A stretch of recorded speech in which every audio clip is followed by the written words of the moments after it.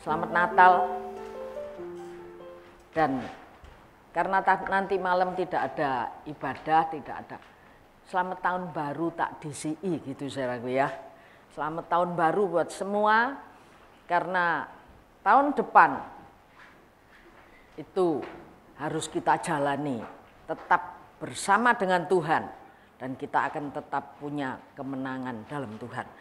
Oleh karena malam tidak ada ibadah, maka hari ini ibadah siang ini sekaligus buat tutup tahun dan dului saudaraku. Lebih baik pesan itu curi start daripada lewat start. Betul ya, orang kalau mau pertandingan curi start itu masih lebih menguntungkan daripada kelewatan. Ya walaupun ada pepatah bilang lebih baik terlambat daripada tidak sama sekali. Tapi jangan yang ini yang ditiru. Lebih baik ambil yang curi start. Karena ini sangat menguntungkan. Minggu depan ada tamu perjamuan kudus. Saya curi start pesen untuk pesen tahun 2024. Amin. Ya. Saudara kalau ingat saya sekilas saya ambil poinnya. Minggu lalu ada 3 poin penting yang kita sempat bahas. Pertama, Kristus itu adalah salah satu dari oknum Tritunggal Allah. Karena Allah kita esa adanya. Jangan pernah ada yang mau terima, oh Tuhanmu banyak. Enggak, Tuhan kita esa satu. Dan Kristus itu adalah oknum kedua dari Allah yang esa ini. Amin. Yang kedua, ketika Kristus lahir dan melakukan misinya untuk penyelamatan, maka keadaan Kristus itu 100% manusia. Artinya apa? Saya ngomong ini. Apa yang Anda derita? Yesus Kristus di dalam dunia sudah merasakan penderitaan yang paling sampai yang paling menderita. Cari di sejarah dimanapun mana ada penderitaan lebih daripada salib. Ketika Kristus mengalami salib, bahkan sampai mati di atas kayu salib. Tadi ada 2 kesaksian, 3 kesaksian. Sakit, sembuh.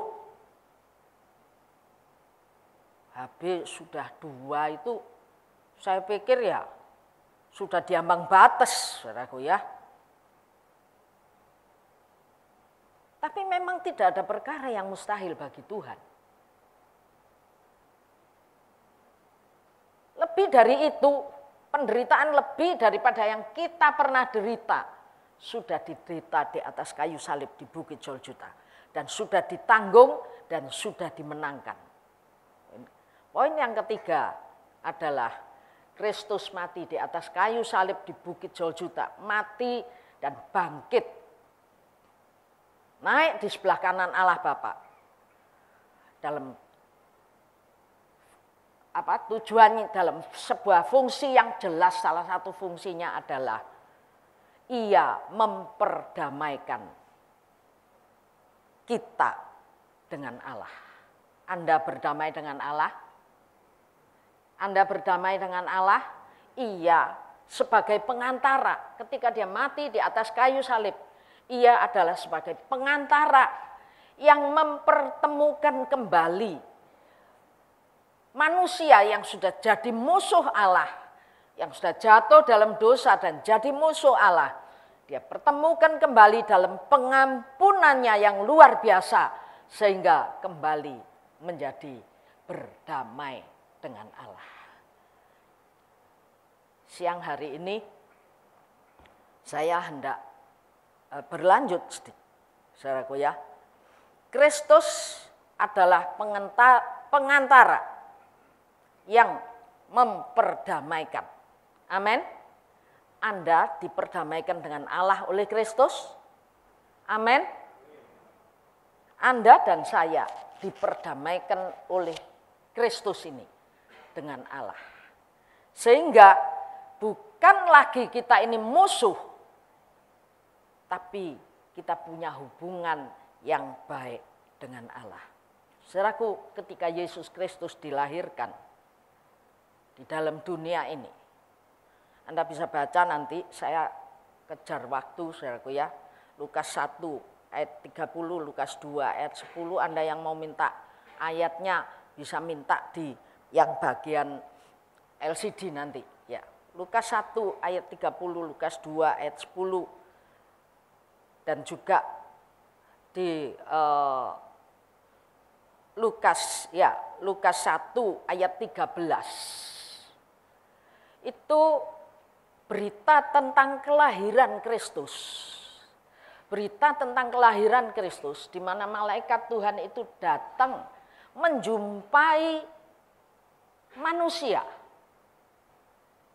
Secara manusia ini semua punya respon yang takut. Takut. Saudara sudah ingat kapan Anda takut? Kalau Anda melakukan kesalahan, terus ada polisi lewat rumah Anda. Misalnya ada seorang pencuri, saudaraku ya, lalu ada polisi lewat rumahnya karena mau kunjung di sebelahnya. Saya yakin pencuri ini nderdek ndak karuan, ketakutan dikira dia ditangkap. Kapan rasa takut itu muncul? Salah satunya adalah karena kita ini sudah berbuat dosa, sudah melakukan kesalahan. Anda dan saya yang sudah melakukan kesalahan, semua manusia sudah jatuh dalam dosa dan melakukan kesalahan. Oleh karena kesalahan-kesalahan inilah ketika Gideon ketemu malaikat Tuhan. Padahal malaikat Tuhan itu masih mau ngasih tahu, orang Midian itu mau tak serahkan ke tanganmu. Apa yang terjadi? Takut. Gideon bilang, mati aku. Aku sudah ketemu sama Tuhan, pasti mati. Dan banyak kejadian di Alkitab yang mengatakan, semua orang yang ketemu sama Tuhan, pasti ketakutan di perjanjian lama, saudaraku ya. Dan ketakutan, takut apa? Mati. Takut mati. Salah satu contoh yang bisa kita lihat adalah Usa yang tangannya terulur untuk pegang tabut, mati, saudaraku ya. Tapi kelahiran Yesus, 3 ayat tadi saya sebutkan, yang satu Maria. Ketika Maria dijumpai malaikat Tuhan, ketakutan. Yang kedua, saudaraku, Zakaria. Zakaria ini bapaknya Yohanes Pembaptis. Dikabari istrinya yang mandul mau punya anak. Waduh, ndredeg, takut. Dan dia tidak percaya, sampai bisu. Saya rada sakit, jadi permisi sambil minum, saudaraku ya.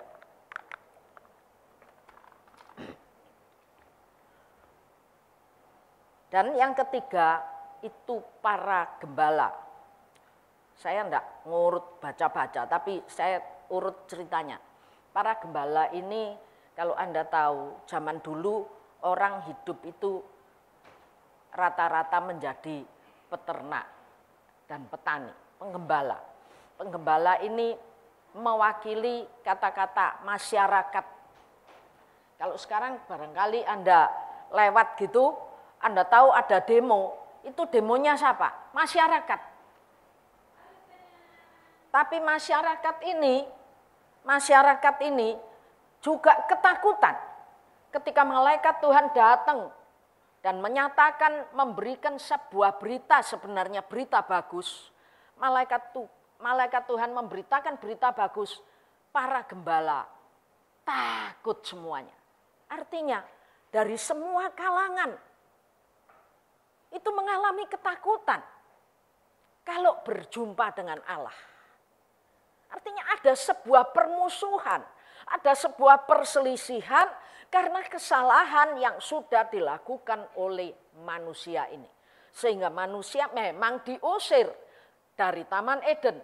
Dan Taman Eden juga dijaga oleh malaikat dengan kerup-kerup, dengan pedang. Sehingga kalau ada orang mau nerobos masuk, mati hukumnya, saudaraku. Tapi kembali ketiga malaikat, ketiga tokoh yang mewakili itu, malaikat Tuhan mengatakan kepada semua orang, jangan takut. Aku memberitakan berita kesukaan besar, bukan hanya bagi kamu sekalian, tapi bagi seluruh bangsa di bumi ini. Termasuk Anda dan saya. Amin. Termasuk Anda dan saya.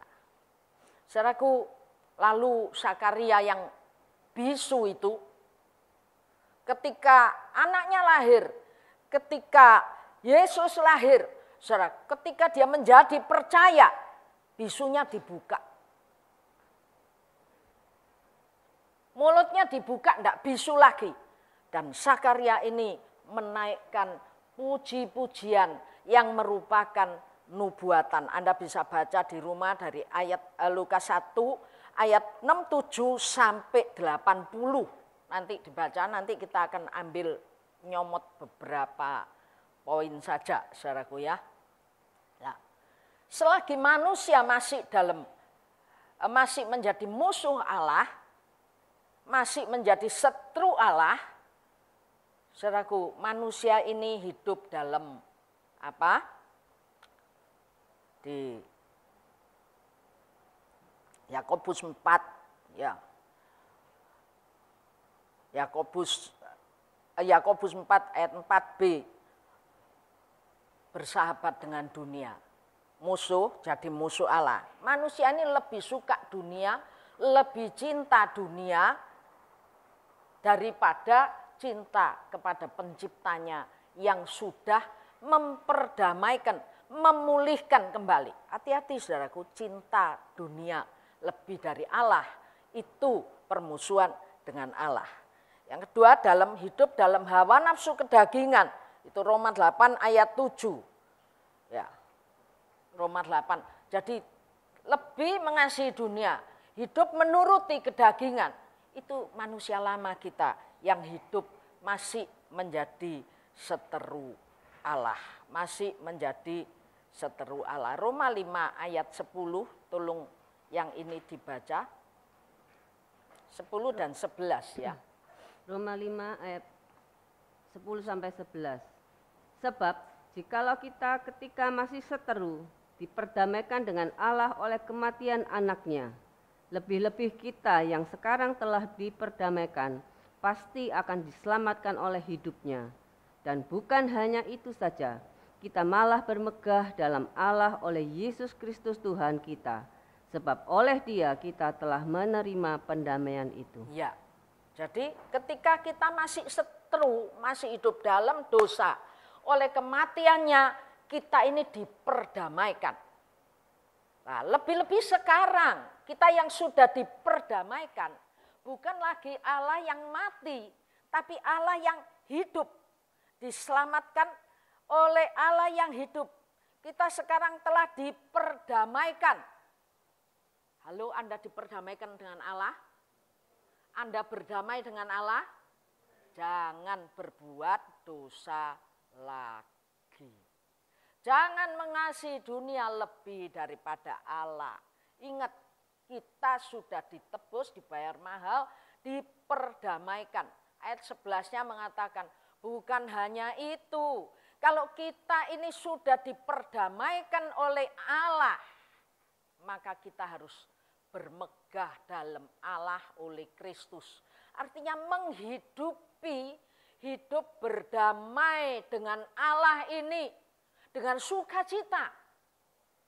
Lu masuk kalian mengasihi dunia, Bu? Dunia itu nyaman, dunia itu nikmat, dunia itu menyenangkan. Saudaraku, boleh Allah memberikan fasilitas dunia untuk kita nikmati. Bukan untuk kita kasihi lebih daripada kepada Allah. Jadi yang terutama pada Allah, baru Allah memberikan fasilitas itu kepada kita. Dan dikatakan sebab oleh Dia kita telah menerima perdamaian itu. Satu poin yang hendak saya tarik di sini. Berarti Allah itu melalui Yesus Kristus yang sudah mati di atas kayu salib di Bukit Golgota mengubah status kita. Status apa yang diubah? Yang tadinya musuh Allah, kita jadi berdamai dengan Allah. Punya hubungan yang baik dengan Allah. Hubungan yang baik ini nanti kapan-kapan kita bahas lagi. Berbicara tentang tadi pujian. Saya tidak janjian sama kelompok, tapi apa tadi? Allah sobatku, ya. Kita bersahabat dengan Allah. Anda sahabat Allah? Kok ragu-ragu ya? Wedi ya jadi sahabat Allah itu. Tidak enak ya punya sahabat Allah itu. Lalu diperdamaikan dengan Allah. Berdamai dengan Allah. Punya hubungan yang baik dengan Allah. Itu berbicara tentang beberapa hubungan, saudaraku. Hubungan antara Allah dan kita sebagai seorang sahabat yang baik. Sahabat yang karib. Amin. Amin. Anda sahabat karib Allah. Yang kedua bicara tentang umat dan Allahnya. Anda umat dan dia Allah. Kita umat dan dia Tuhan kita. Kita bukan dibuang lagi. Kita bukan diusir lagi. Tapi ingat, hubungan sudah dipulihkan. Biar tahun depan ini kita jalani dalam keadaan kita bukan musuh Allah. Tapi kita sahabat Allah. Kita umat Allah. Dan dia Allah yang kita sembah. Yang ketiga, dia Bapa dan kita anak. Anda anak? Anak tonggo pingin sepeda, saudaraku ya. Anda pernah lihat anak tonggo pingin sepeda? Lalu dolan sama anak Anda di rumah. Aku lho pingin sepeda, Bu. Nah, cerita gitu. Kira-kira sama tetangganya ini moro-moro dibeli enggak?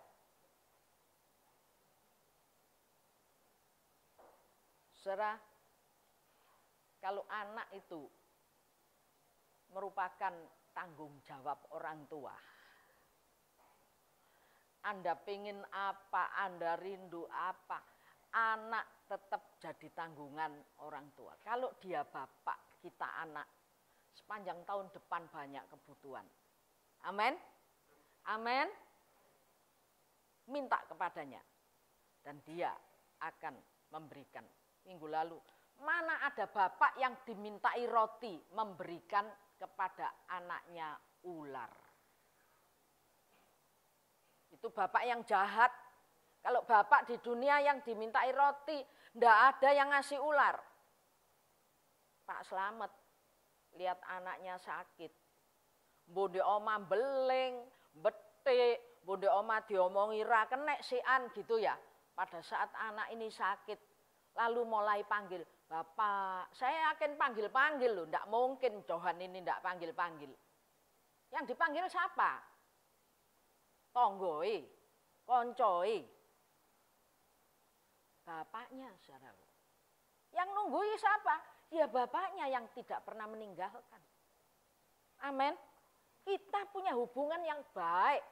Ingat, tahun depan, tahun 2024, kita bakal napai jalan ini. Kita tidak pernah sendiri karena Bapak kita selalu ada bersama dengan kita. Amin. 3 hubungan baik ini kita jaga. Jangan lupa, jangan cuma jadi bapak dan anak aja cuma minta-minta. Dia juga Tuhan, Allah yang adil, maha kasih, maha penyayang, maha adil. Dan kita umat. Jadi belajar punya ketaatan. Belajar punya penghormatan yang lebih. Jangan sembrono. Ya, jangan sembrono.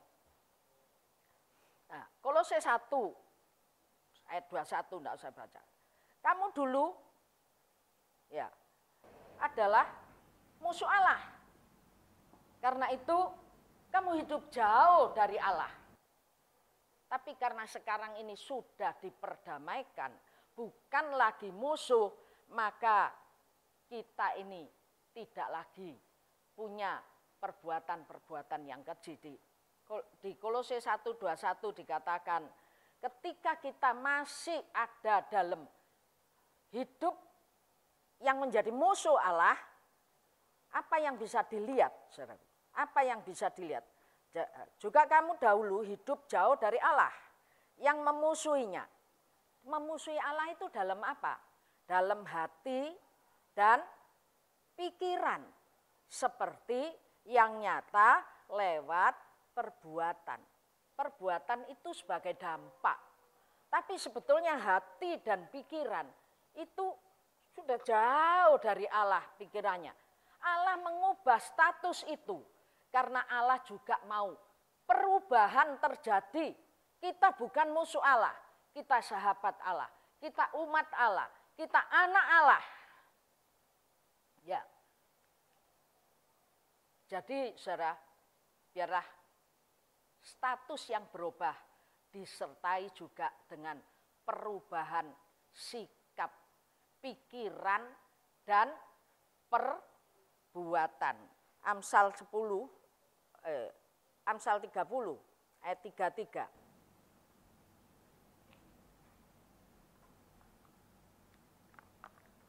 Amsal 10 ayat 33.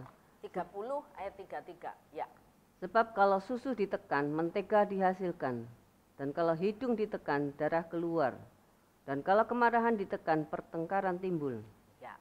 Kalau susu ditekan, keju. Mentega dan keju. Ya toh? Kalau hidung ini ditekan, darahnya yang keluar, saudaraku ya. Karena di dalamnya hidung ini ada darah, ya toh? Nah, tapi kalau kemarahan ditekan, itu pertengkaran yang timbul. Ayat Kolose 1 ayat 21 tadi katakan, kalau dalam hatimu dan pikiranmu itu memusuhi Allah, maka akan kelihatan lewat perbuatanmu. Jangan pernah ngomong, oh sudah melakukan kesalahan, aku ini cinta Tuhan loh. Ngobrol sopo, saudaraku, yang dibujuk itu sopo. Aku cinta Tuhan, perbuatannya enggak cinta Tuhan. Tuhan ini ingin bicarakan bahwa apa yang dari dalam hati, dari dalam pikiran kita, itu akan nyata lewat kehidupan kita. Anda sahabat Allah, Anda anak Allah, Anda umat Allah, buktikan lewat perbuatan yang sesuai dengan status yang sudah diubahkan itu. Lalu saudara, manusia yang sudah diperdamaikan, itu apa? 2 Korintus 5 ayat 18 dan 19. 2 Korintus 5 ayat 18 dan 19. Dan semuanya ini dari Allah yang dengan perantaraan Kristus telah mendamaikan kita dengan dirinya dan yang telah mempercayakan pelayanan pendamaian itu kepada kami. Sebab Allah mendamaikan dunia dengan dirinya oleh Kristus dengan tidak memperhitungkan pelanggaran mereka. Ia telah mempercayakan berita pendamaian itu kepada kami. Amin. Saudara, 2 ayat ini saya rangkum jadi 3 poin. Melalui Kristus yang memperdamaikan kita dengan Allah. Lewat apa? Tidak memperhitungkan pelanggaran. Betul? Kalau pelanggaran Anda dihitung, kita tidak bisa apa-apa. Tetap manusia yang berdosa. Tapi Yesus Kristus di atas kayu salib di Bukit Golgota itu menghapus pelanggaran kita. Menghapus hutang-hutang kita, dibayar lunas pelanggaran-pelanggaran kita. Hukumannya sudah dijalani, lunas ditebus. Anda dan saya menerima pembebasan, menerima surat bebas hutang. Hutang apa? Hutang pelanggaran. Artinya hutang pelanggaran ini bicara soal pengampunan. Amin. Anda merasa sudah diampuni? Hati-hati, iblis itu sukain doting. Dulu kon jahat, dulu kon ini, dulu, saudaraku. Yang penting jangan lagi. Selalu Tuhan bilang, jangan berbuat dosa lagi. Amin.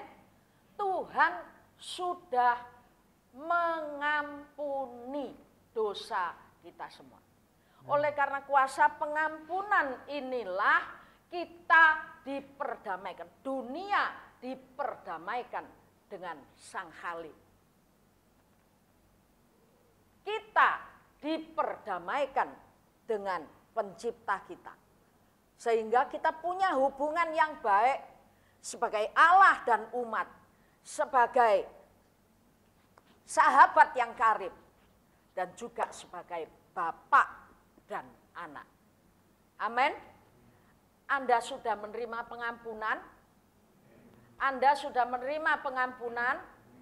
Anda diampuni. Tapi saudara, di 2 Korintus 5 ayat yang ke-18 dan 19 ini mengatakan apa? Telah mendamaikan kita dengan dirinya, betul ya? 18. Telah mendamaikan kita dengan dirinya. Terus lanjutnya apa? Ayo dibaca. 18. Telah mendamaikan, ayo mulai. Kristus telah mendamaikan. 3, 2, 1. Kristus telah mendamaikan kita dengan dirinya dan yang telah mempercayakan pelayanan pendamaian itu kepada kami. Artinya, Anda menerima pengampunan karena terima pengampunan, Anda diperdamaikan dengan Allah. Lah, Anda yang sudah diperdamaikan dengan Allah, yang sudah diampuni ini, Anda dipercaya. Seneng enggak dipercaya? Ke toko, mbak duit 100.000. Terus mau beli barang 150.000. Tokonya gak kenal, saudara. Tak bawa dulu ya Pak. Dikekno. Gak dipercaya. Ini kalau tahu-tahu yang pelik toko itu, ya wes bawaan nun. Anda minggat kira-kira? Atau Anda kembali bayar? Anda bukan cuma menerima perdamaian karena pengampunan, tapi Anda diberi kepercayaan pelayanan pendamaian. Ini yang kurang diperhatikan biasanya sama orang. Kita itu didamaikan, amin, amin, diampuni, amin, tapi ngampuni, tak bisa. Makanya ada perumpamaan, hamba dikasih bebas utang, keluar ketemu koncone, dicekik, harus bayar hutang. Anda yang sudah menerima pengampunan dosa, dengan kata lain, Anda juga punya pelayanan yang Tuhan percayakan kepada Anda, mengampuni dosa sesama. Berapa kali Tuhan? 77 kali 7 kali. Amin. Amin. Angel mantuke. Angel saudaraku mantuke.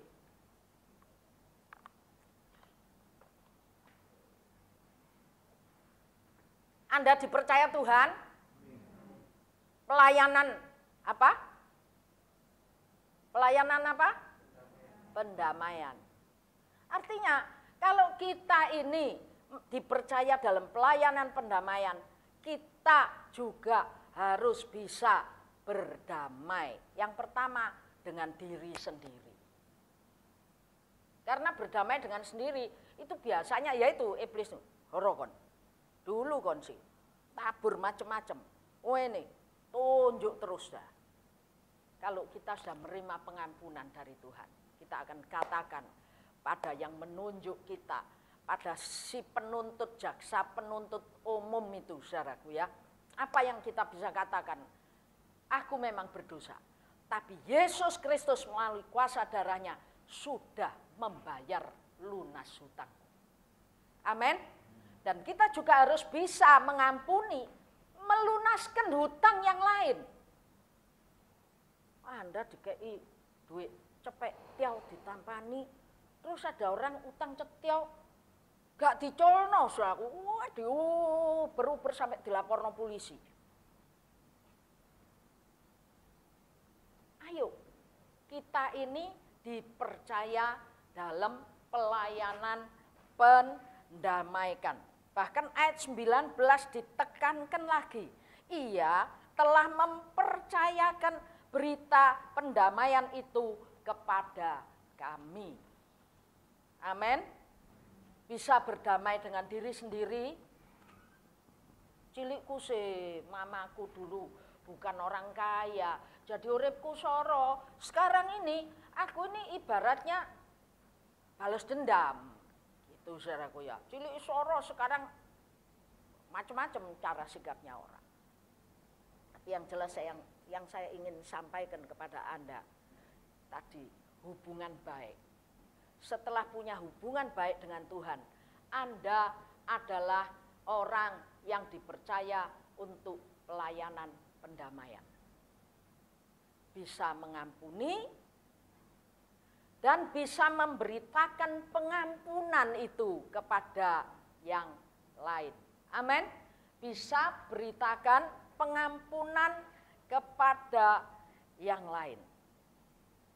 Bisa enggak ya kira-kira ya? Kita kira-kira bisa enggak ya?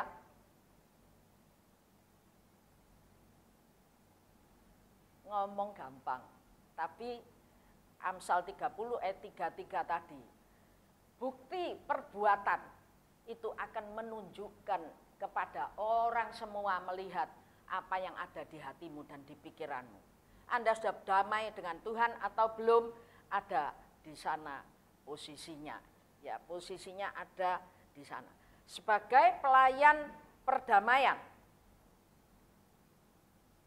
Halo, saya ingin jelaskan sedikit sebagai Anda dan saya dipercaya kan?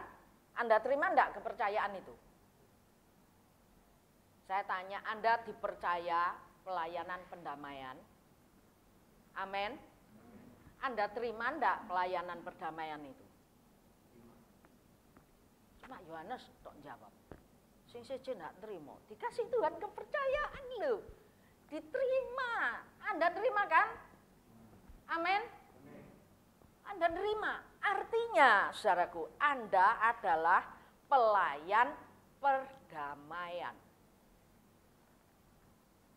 Indonesia non-blok, no, saudaraku. Wah, non-blok itu pelayan perdamaian. Barat, timur, utara, selatan, enggak blok-blokan, pelayan perdamaian, gitu ya. Kita enggak lari ke sana, nanti keliru, ke seleu-seleu, saudaraku ya. Tapi saya ingin menjelaskan kepada Anda, ya, yang pertama bagi orang yang menyandang, Anda menyandang status.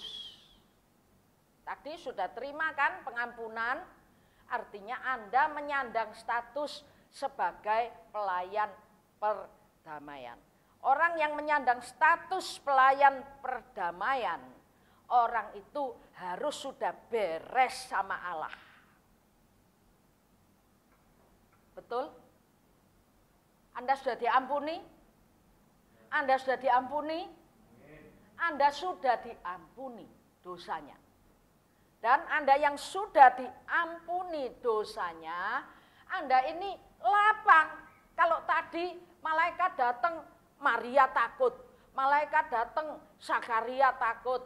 Malaikat datang, yang namanya gembala-gembala takut. Tidak bisa hubungan. Sekarang karena kita sudah menyandang, sudah diperdamaikan, dan kita dipercaya menjadi pelayan perdamaian, artinya kita punya hubungan yang baik karena kita ini sudah ditebus. Amin. Sudah ditebus. Artinya hati kita bebas dari tuduhan. Amin. Jangan punya hati yang tertuduh. Itu muslihatnya setan. Halo, jangan punya hati yang tertuduh. Hati ini harus bebas karena kita sudah dimerdekakan oleh Allah. Pembebasan hutang, surat bebas hutangnya sudah diberikan kepada kita. Kita sudah ditebus. Yang kedua, yang berikut saudaraku ya. Ketika kita sudah bebas, ketika kita ini sudah punya surat bebas hutang, kita punya komunikasi yang bagus dengan Tuhan. Amin. Kalau kita punya komunikasi yang bagus dengan Tuhan, pelayan kok sama jeragannya harus ada kontak toh. Kalau tidak ada kontak kan keliru. Sebagai utusan yang dipercaya, kita juga harus berdamai dengan sesama. Halo, Anda berdamai dengan sesama? Anda berdamai dengan sesama?